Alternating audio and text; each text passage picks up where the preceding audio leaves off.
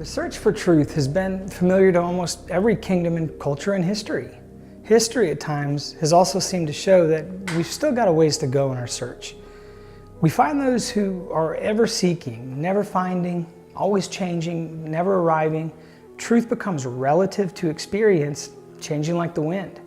Conversely, we find those who bend their own personal experiences and circumstances to confirm their long-held beliefs. No amount of investigation, new information, discovery, or encounter will ever change their presupposed beliefs.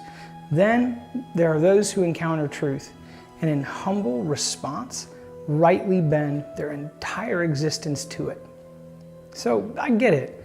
Encountering truth can be disorienting. When everything you thought you knew gets turned sideways, it's easy to bury your head in the sand. But our story today reveals the power of rightly seeing truth when a lonely Samaritan woman, avoiding all sorts of truth about herself, comes face to face with the truth that challenges everything she knows and sets her free.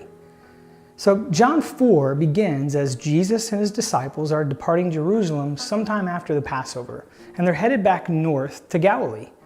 Now, common sense says that the fastest route between any 2 points is a straight line. And after a long trip in the hot Middle Eastern sun, I'd take the short way home. But in first century Israel, the quick route wasn't the most traveled, as it required a risky, uncomfortable, and potentially hostile journey through the region of Samaria. So Samaritans and Jews, to put it mildly, had a strained relationship. The reasons are numerous, but in brief, they held different views on some really important issues.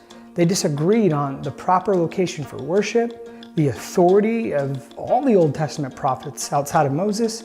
Samaritans also possessed ethnic differences which Jews especially despised. Avoiding Samaria by traveling west along the Mediterranean or east along the Jordan would add long miles and days, but were the advised routes of travel. However, John 4, verse 4 says, "But Jesus needed to go through Samaria." What need would drive Jesus and his disciples through the hot Samaritan desert? Perhaps the answer isn't as simple as we'd like to think. The will of God is always multifaceted, and through a single circumstance, God can change the entire trajectory of people, cities, and even nations. So verses 1 through 3 reveal that Jesus' need to travel quickly and undercover was in some way connected with the Pharisees' awareness of his growing influence, which was even starting to eclipse John the Baptist. At that very moment, John was baptizing along the Jordan in the shadow of Herod's palace, and Jesus, likely concerned about bringing unwanted attention or danger to John or his own disciples, he would have avoided the more comfortable routes. So through Samaria, he needed to go. Now, after walking for miles through Samaria in the hot desert sun, they were tired, hungry, thirsty.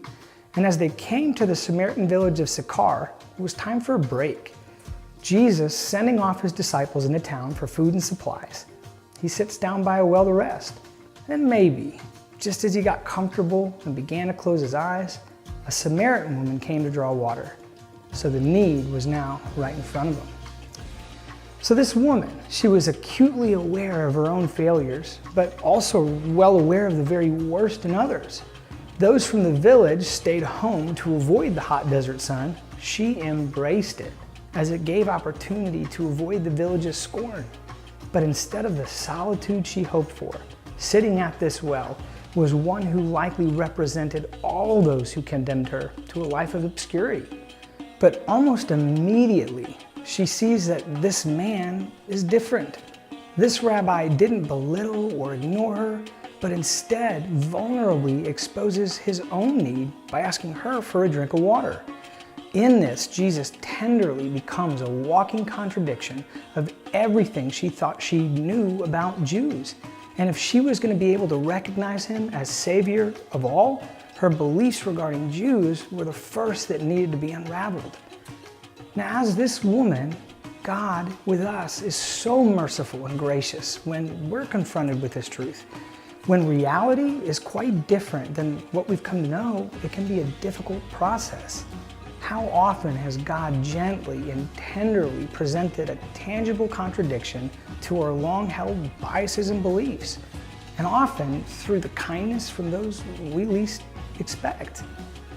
Any true encounter with Jesus brings clarity of who we are and who He is.